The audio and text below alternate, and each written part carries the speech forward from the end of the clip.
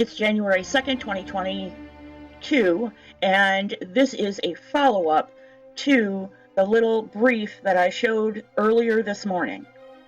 Taxes 2022. This is the IRS website, the About section, and specifically general instructions for information returns.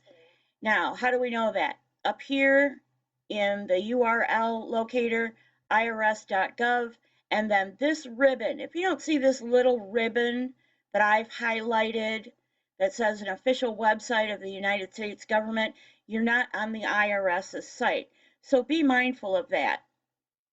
All right, this is a general instructions for a bunch of different forms, and we're concerned with the 1099 form. Specifically, the 1099-K form that you'll have to fill out if you are a recipient of Super Chats, PayPal donations, Cash App, Zello, and so on. So we're going to scroll down. There's tons of information here. On the right here, where my cursor is, are a bunch of jump links. They may or may not be helpful, but they do take you to different parts of this document. And we're going to the About publication 1179, General Rules and Specifications for Substitute Forms and certain other information, so on and so forth. So again, ribbon on the top. I highlighted it so it'd be easier for you to see. All right, general instructions for certain information returns 2021, and this is what you earned in 2021 for your taxes that you're going to file and pay in 2022. 1099. Okay, the first thing is a what's new section, and you'll have to read through that to see what parts belong in, to your situation. I'm skipping a lot of this because it has stuff to do with other 1099 type forms. And here we go. Online fillable forms copies 1, B, 2, C, and D. These are all separate copies. 1099-K is the form that we are interested in. That's specific to Super Chats, payment cards, all that stuff. The payee, throughout these instructions, the term payee means the person with respect to whom forms 1099. Ooh, I highlighted the wrong one. Sorry about that. I'm going to leave you links in the show notes as you would expect me to by now. But you won't get these nice little highlights because this is only, specific to my browser. So 1099, who are the people who are required to file, including beneficiaries, borrowers, debtors, donors, employees, insureds, participants, payment recipients, policyholders, sellers, Etsy shop, eBay, they all have third-party card processors, shareholders, students, hello students, transferors, and winners. But we're not going to be too concerned with those of you who win the lottery. We're specifically looking for information for people who are YouTube creators who receive these kind of payments. That's the payee side of it. And also it applies to sellers. And what kind of sellers, it doesn't specify. So Amazon, eBay, Facebook Marketplace, your garage sale apparently. All right, let's move on. Items you should note. Look at this. Photographs of missing children. The Internal Revenue Service is a proud partner with the National Center for Missing and Exploited Children.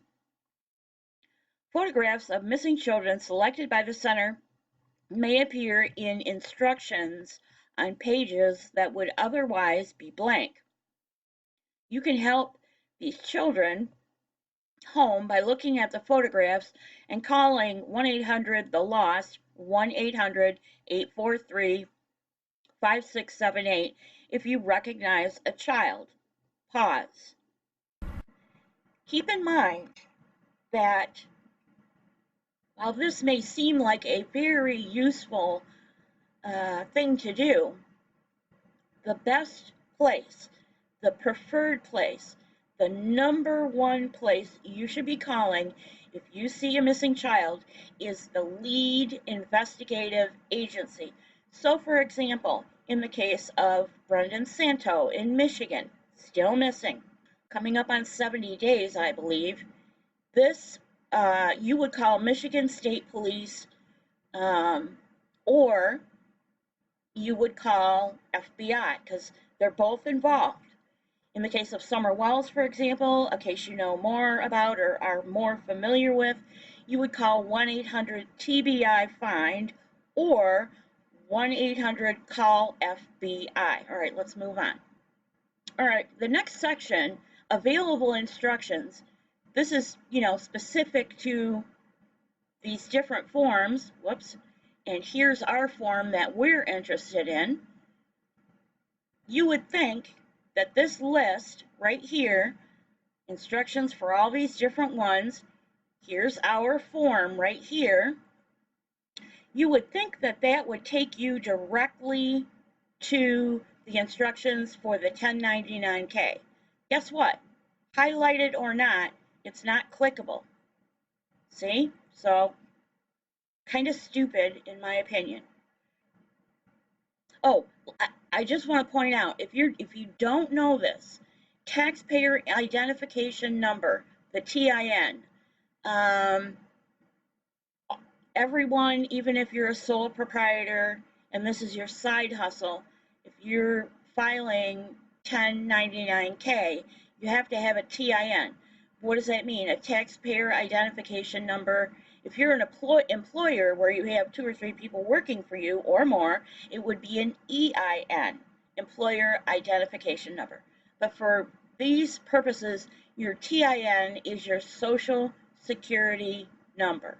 Who must file? And it talks about all of the ways that you're required to file. For example, if you're administering funds that belong to another person, you're considered a nominee recipient and you must file the form. Links in the show notes, and I'll talk about the links later on.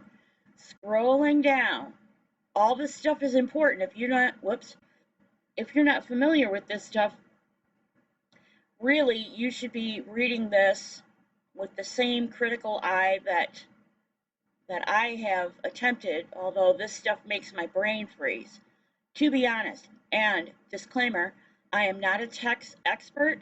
I'm not even a tax novice. I am an infant when it comes to taxes because I've always kept my life, my financial life, very simple and very straightforward. Other information returns. This is part B. All this scrolling and me yammering on, this is part B. The income information you report on the following forms must not be repeated on forms 1099 or W2G. If that applies to you, then this section is important. Where to file. Use the 3-line address for your state for mailing information returns. So, a little chart here, find your state, and it gives you the place where you're supposed to file your return. Michigan, that's me. You guys should know that by now because I say it often enough. The Department of Treasury IRS Submission Processing Center, P.O. Box, Kansas City, zip code. And oh, by the way, for those of you who might be in Tennessee, guess what? That's where you send yours, as well as anybody who might be in Utah, among others. That's where you send yours. Same place as Michigan.